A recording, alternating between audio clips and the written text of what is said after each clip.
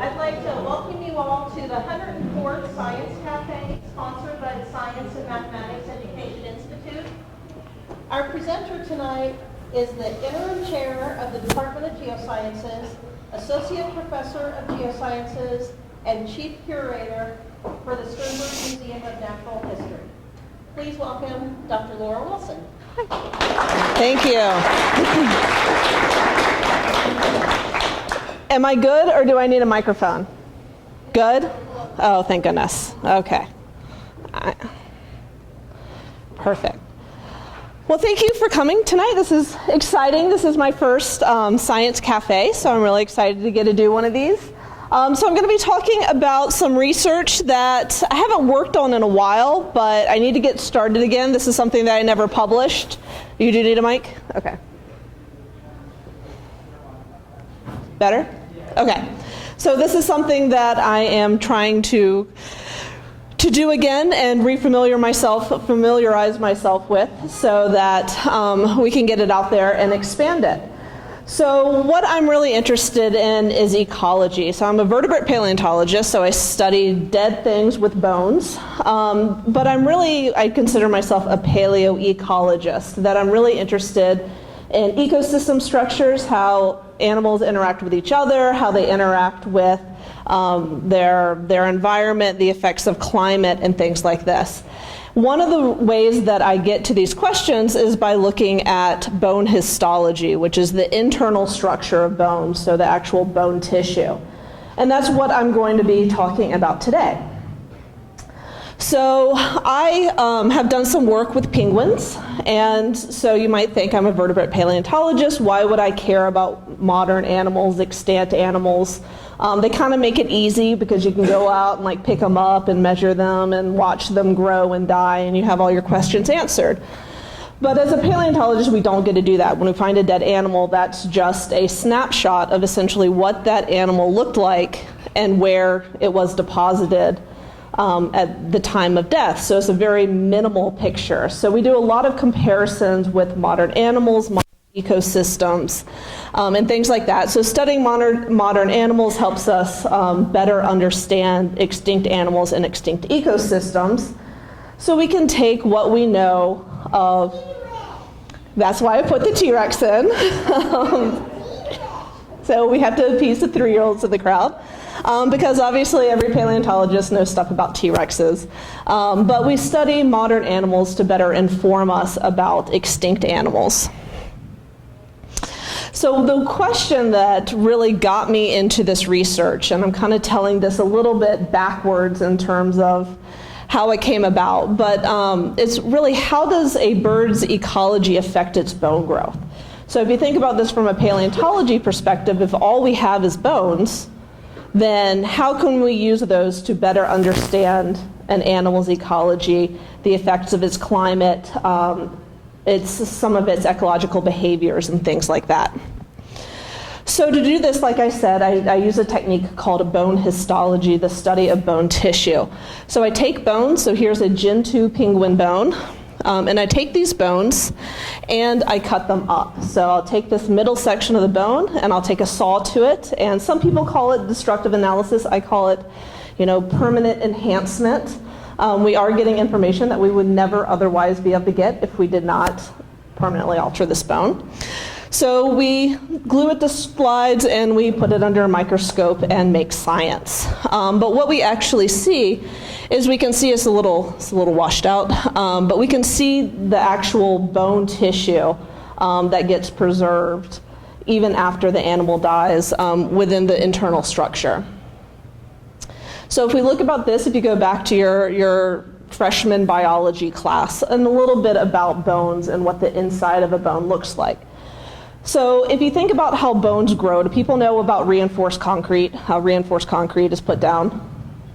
Anybody work with construction grading? What are the two components? Rebar. And? Concrete, yeah.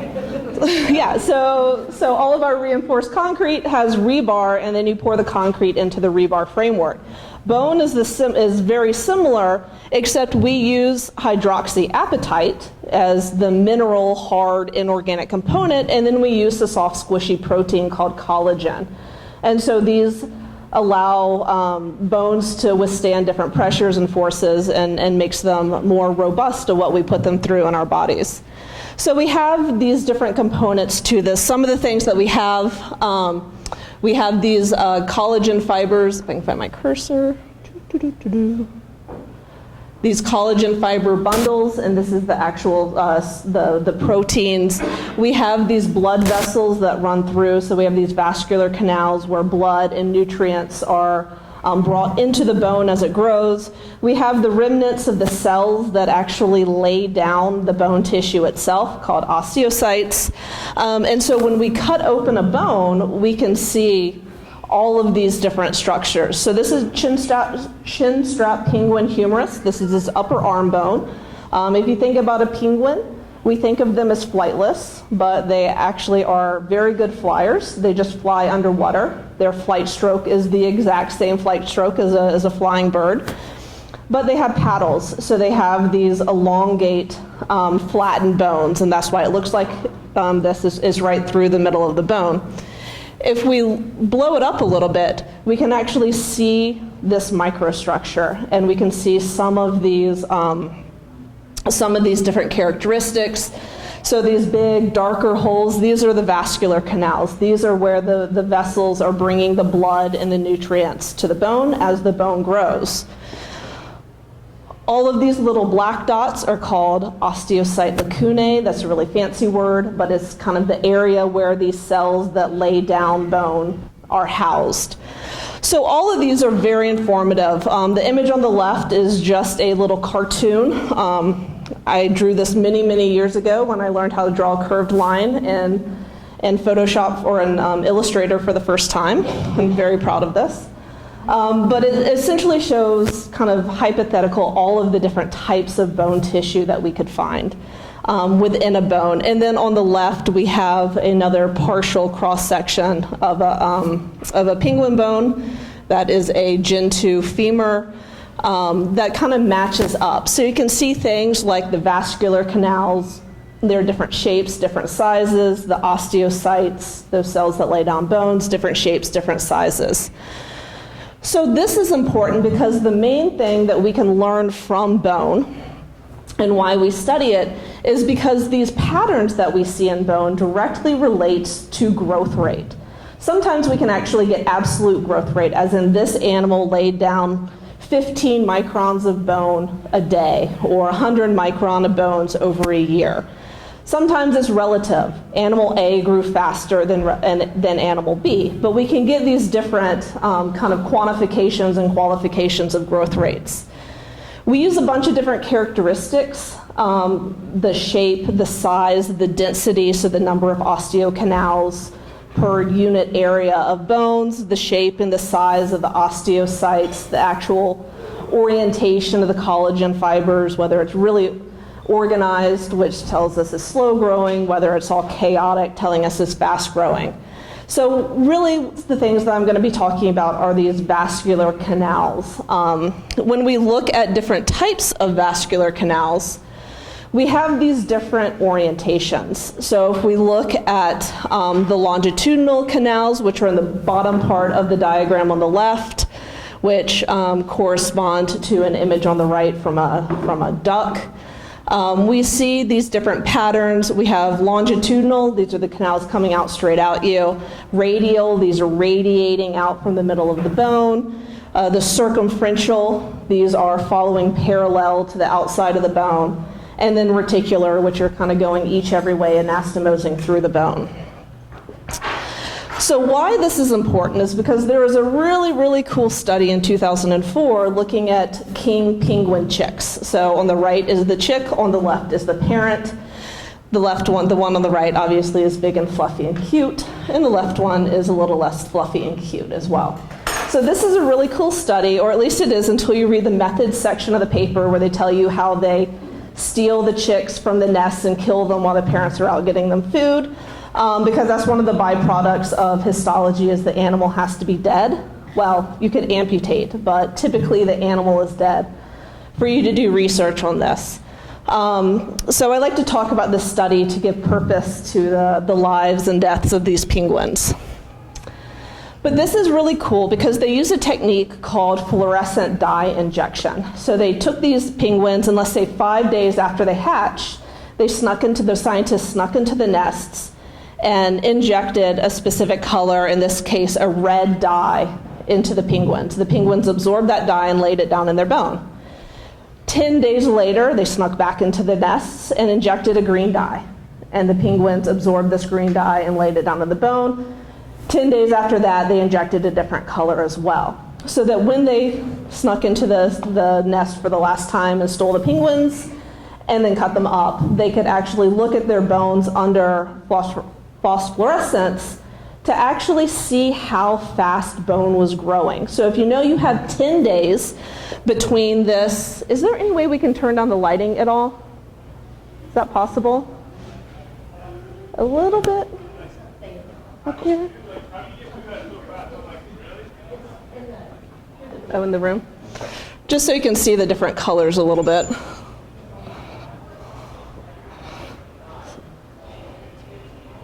That was better?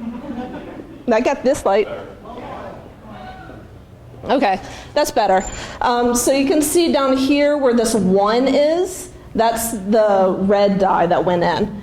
And at 2, that's where the top of the green. So the 1 and 2 is pretty much bracketing when that green dye was injected.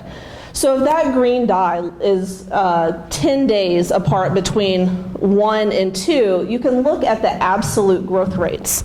So if you look at this picture right here called longitudinal bone, this much bone was laid down in 10 days. So that is less bone than you see here, where this much bone, so twice as much bone, was laid down over the same amount of time. So what they actually did was able to quantify how much bone was laid down and what type of vascular canal pattern goes with different growth rates.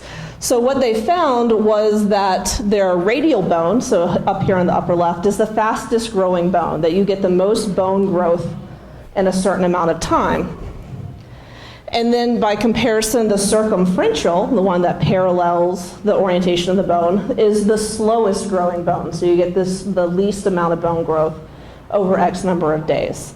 Longitudinal is second slowest, and reticular is second fastest. So you go circumferential slowest, longitudinal, reticular, and then radial bone is our fastest.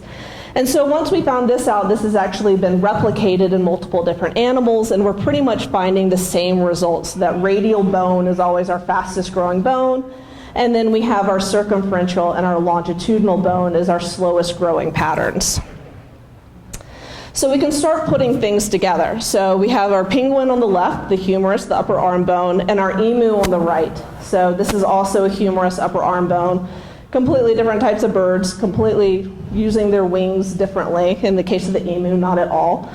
But what we can start seeing is different patterns that relate to relative growth rates. So the king penguin is looking at absolute growth rate, and this is looking at a little bit more relative growth rate, where we have high vascular canal density, so lots of vascular canals in a square centimeter. We have radial and reticular vascular canals, all pointing towards a rapid vascular canal orientation. With our emu, we have indications of slower growth. So we have lots of longitudinal or circumferential, but then we have a lower density of these vascular canals. So if you think about it, if a vascular canal is bringing blood and nutrients to the bone, which is allowing it to grow, less of that leads to slower growth. So why do bones from different animals show different features? Hey, here we go. So we know that there are actually 4 different patterns or 4 different factors that affect growth rates and therefore bone microstructure. Bone microstructure informs about growth rates. There are 4 different things. The first one is phylogeny. Phylogeny is a fancy word for the evolutionary history of an organism.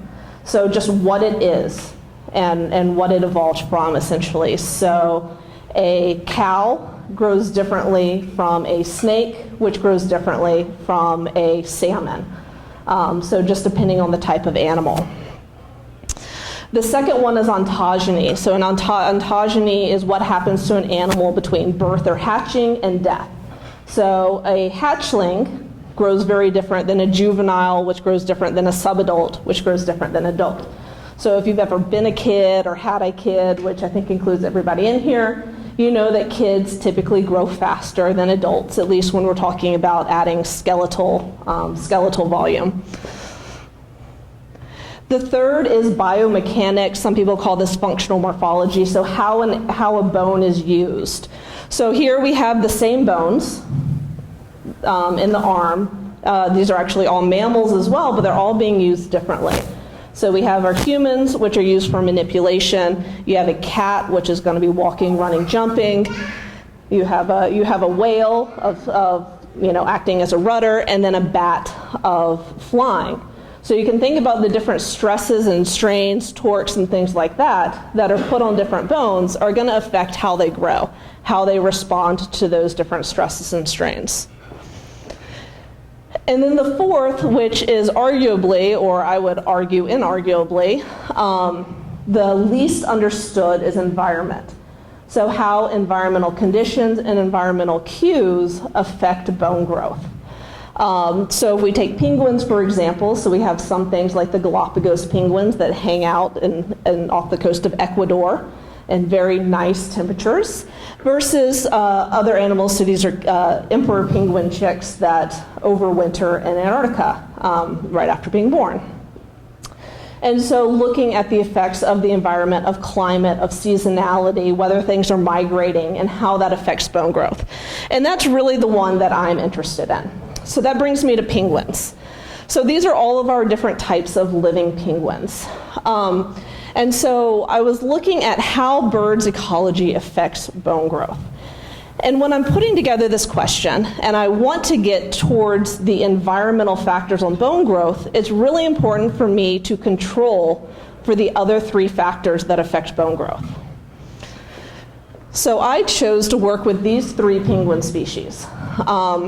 It also happened that people sent me dead penguins from these species, so it worked out very well. But we have the Gentoo penguin, the Adelie penguin, and the chinstrap penguin. So they are all in the same genus, so they're very closely related. So that means that phylogeny, or evolutionary history, is not going to be affecting their bone growth. I also only sampled adult penguins. So I'm not trying to compare adults to juveniles. So ontogeny, or their growth stage, is not going to be affecting their growth patterns. They're all penguins. They're all swimming with their wings underwater, going after fish and krill and things like that. So I know that biomechanics is not going to be acting differently between these different species.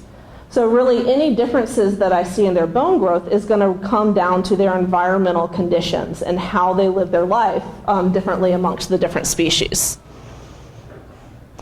So I can start to get at things, whether we can see patterns that indicate whether a species is migratory or not, or how temperature and seasonality and how that relates to latitude and climate affect bone growth, or diet or body size. So I can start kind of eliminating these different factors.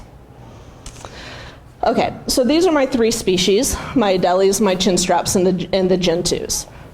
So I have outlined on these maps their distributions. So we can see that Adelies have the most southern distribution, that they're circum Antarctica, all the way up to the Gentoos, which have the most northern distribution. They're only found on the Antarctic Peninsula. So important to this study is that all my specimens came from the Antarctic Peninsula. So even my Gentoos, which are typically found sub-Antarctica, are coming from the southernmost distribution within their biogeographic range. So one of the nice things about working with modern animals is that there's typically a lot of data available that I don't necessarily have to go out and collect, because getting to Antarctica costs a lot. So I was able to go through the literature and actually look at what wildlife biologists collected for data in terms of how these animals grew, what their ecology was, what their reproductive behavior was. So we know the distribution. If we look at size, Gentoos are the largest, both in terms of standing up and in terms of weight. Similar diets, One of the big differences is Adelie and chinstraps are migratory species versus Gentoos overwinter in their breeding colonies and really don't migrate far outside of their breeding colonies. And then Gentoos being larger, take longer to fledge.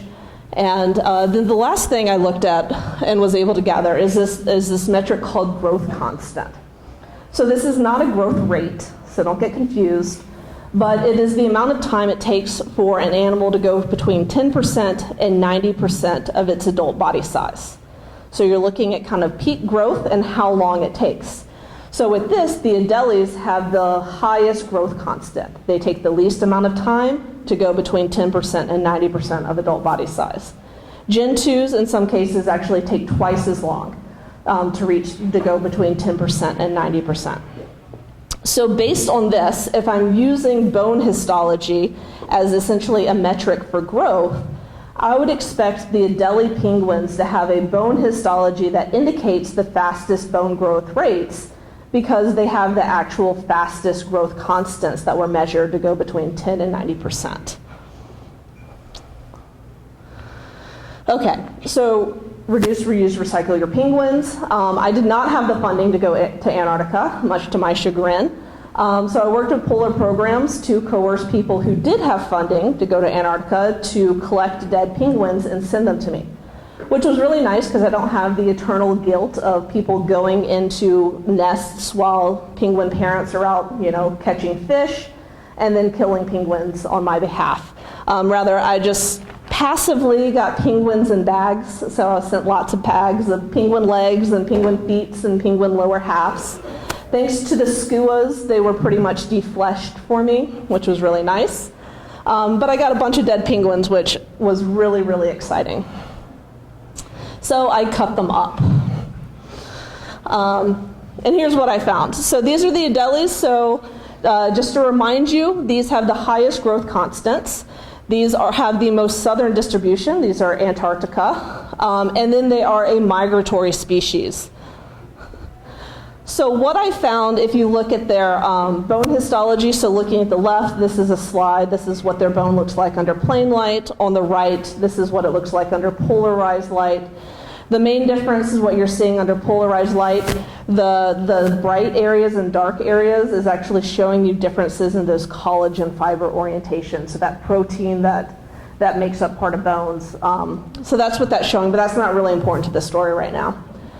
So what I found looking at vascular canal density is that it's a pretty intermediate vascular canal density. So nothing that's really telling me that this is an extremely fast-growing bone. Mostly longitudinal, which was one of the slower types of vascular canal orientations, with some reticular canals. So if I compare that against chin straps, so these are our Goldilocks. These are always the intermediate growth constants, the intermediate biogeography, and another migratory species. I see very similar patterns to what we see in the Adelie penguins, that we have a lower vascular canal density. We have mostly longitudinal canals and some reticular. So nothing particularly showing really fast growth rates. And then our third are Gentoos. So these are the largest body size, but the lowest growth constant, the most northern distribution, even though my specimens came from the south, and are a non-migratory species.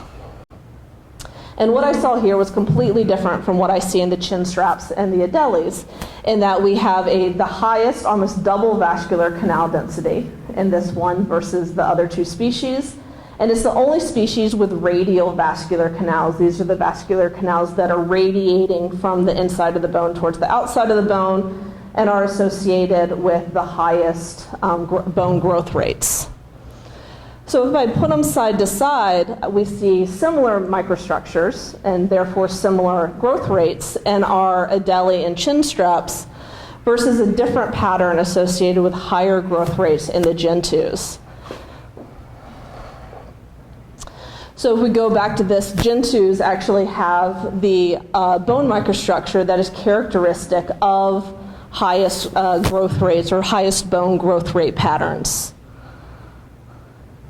So if we go back to, my animation messed up, but if we go back to the original hypothesis where I thought that the Adelies We're going to have the highest growth rate because of measurable growth constants by those decades of wildlife biologists. This is actually falsified if you look at what the histology says. Rather, it's the gentoo's with the histology of very high growth rates. So the next question is why? Why am I finding something different than what would be predicted based on data collected by wildlife biologists who could actually go out and catch and squish and measure a penguin? So there are 4 different keys to gentoo growth rates that we're looking at. Body size, the time it takes them to fledge, so that's when they leave the nest for the last time, biogeography, so where they're found, and then their migratory behavior. So if we look at these, gentoos have the largest adult body size of the species. So again, this is both in terms of the length of the body as well as the weight of the body. And what we find is that actually larger body size, larger animals have to grow faster. So we see that pretty uniformly, that larger animals grow faster than smaller animals, especially when they're younger, to be able to get to a large enough size to survive. So this relates to chick growth. And so they have a large body size, but gentoos actually, even though they have this lower growth constant, they have to grow faster for longer. So gentoo penguins actually with this have a higher daily weight gain. So they'll gain almost twice as much in some cases as the other species. And so part of this reason is A, they're bigger, so this relates back to body size, but they also take longer to fledge. In some cases, they'll take 20 days longer to fledge. And if we look at gentoos, they actually reach like 107% of their adult body mass before fledging. So they get really heavy and then fledge and then lose weight. Versus our adeles and gentoos, they'll fledge at about 65 to 75% of their adult body weight. And so some of this has to do with how they're growing and how fast they're growing and how big they're growing before they leave the nest. So then this feeds into biogeography as well. So the gentoos, again, have the more northern distribution and are likely to be better adapted to these warmer climatic conditions.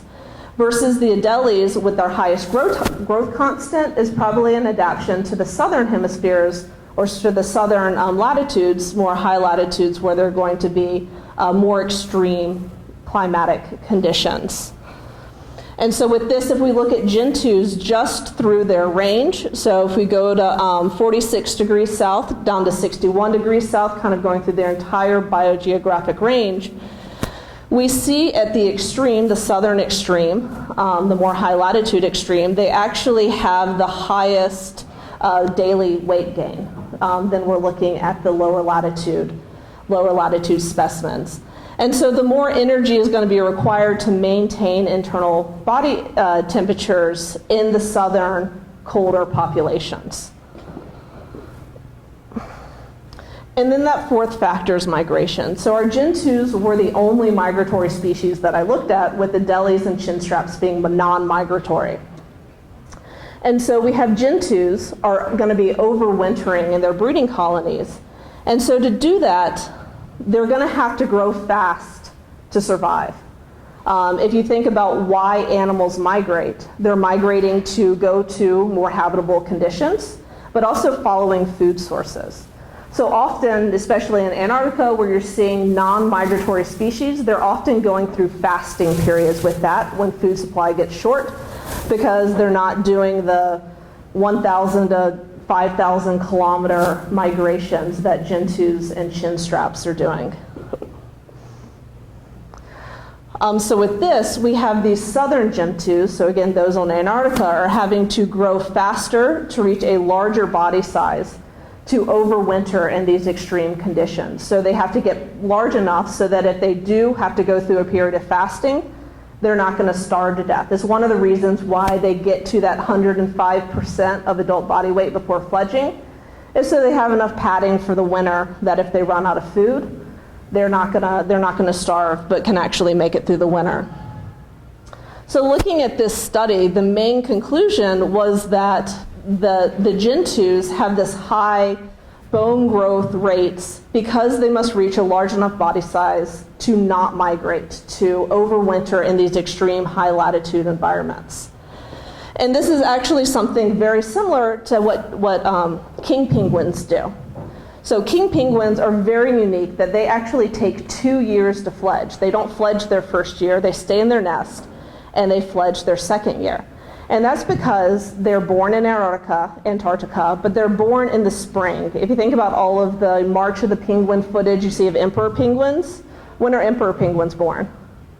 Anybody know? They're born in the winter. That's why you see the footage of like the dad penguins trying to protect their eggs and their little fat wattles on their feet, is because their chicks actually hatch during the winter, which seems like a horrible evolutionary adaptation, except for the fact now that if they survive, they get the entire spring-summer growing season to get to adult body size. Emperor penguins are our largest living penguins today. Compare that to the kings, the second largest living penguins today. But they hatch in spring, so they can't actually get to adult body size by the time that first winter runs around. So they actually get large enough that they don't starve to death during their first winter, and then they gain weight again the next spring, and they'll fledge their second spring. And so we see what I think we're seeing in gentooths, especially the southern hemisphere gentooths, is something very similar. They're still fledging their first year, but they have to gain a lot of weight. They have to grow really fast because they're not going to be migrating and following food sources when winter comes. So then this goes to why a paleontologist cares. And that essentially comes down to because I'm studying 80-million-year-old birds that could not fly. So similar to penguins in this fact that they're flightless, they live and die in ocean environments, they have a range of body sizes, they live in a range of biogeographic habitats. They're really not similar in anything else. They have no, they're not closely related to penguins. These birds are foot-propelled divers versus wing-propelled divers of penguins. But what it is that I can use this same question that I looked at within the penguins to look at these ancient birds. So these ancient birds called Hesperornithiforms were found all over the North American North American Western Interior Seaway, which were a lot warmer, but you still see a pretty wide range in temperatures. So very similar to what I did with gentooths is I took 2 samples, and I took a southern latitude, mid-latitude sample, and then a high latitude sample. And what I really wanted to know, yes, I wanted to know how does a bird's ecology affect growth, but I really wanted to get at whether we had evidence that these birds were migrating. So whether the individuals that we find in the Arctic were from the same population, just seasonal differences as the ones we find in Kansas, or whether we had different populations or just a wide geographic range, or whether they were migrating. And so this was a really important study because people looking at dinosaurs, so the non-avian, the non-bird dinosaurs, people looking at dinosaurs have said all sorts of things. They'll look at the bone structure and they'll say, based on the bone structure, this dinosaur is migrating. And then they'll look at the exact same bone structure, and the next group will say, based on this bone structure, these dinosaurs are not migrating. And so there's no consensus whether a certain bone structure relates to migrating or overwintering or lots of moisture in the environment or a really cold environment. So I went based on my penguin study. And so what I see in the penguins is that with I guess if I look at my Hesperornithiforms, my 80-million-year-old birds, is that they're showing rapid sustained growth, but I'm not seeing any radial canals, I'm not seeing any stopping and starting in growth relating to seasonality or anything like that. And so using the penguins as a modern analog, if I look at the adelies and the chin straps, we have migration not leaving any sort of pattern in the bone. Versus if we look at the gentooths, we see that these birds actually have a pattern of really rapid growth because they're not migrating. So we actually see a pattern associated with non-migratory behavior versus migratory behavior. So if I go back to what I found in my Hesperornitha forums, I found nothing. So what does that mean? Inconclusively, it means nothing. No, but so what it could mean a couple of different things. So it could mean that Hesperornis is migrating, and similar to the Adelies and chin straps, it's not leaving a bone because it's not leaving a mark in the bone because they're not having to grow fast to overwinter, deal with fasting and starvation or anything like that. Or it could mean that they didn't overwinter, but they're living, or that means that they did not migrate, but they're living in a pretty habitable environment in the late Cretaceous. They're still dealing with 24 hours of darkness in the north, but they don't have the extreme temperatures that we have in the Arctic today. So all in all, this was a very important inconclusive study because this was really the first one that used modern animals to inform the migration question and the ecology question. Everybody else studying dinosaurs had just been trying to make interpretations of the bone based on nothing to do with living animals today. So this was pretty cool that, hey, we really don't have any way of showing migration in the fossil record right now. We'll get there. I'm pretty sure we'll get there. But we're not there yet. And especially not with things like dinosaurs, where our only modern analogs are birds, which grow very differently than dinosaurs. So that is why we should care about how animals grow. But other than that, I'm more than happy to take any questions. Oops. Get my video to play again. Watch our penguins again. Andrada?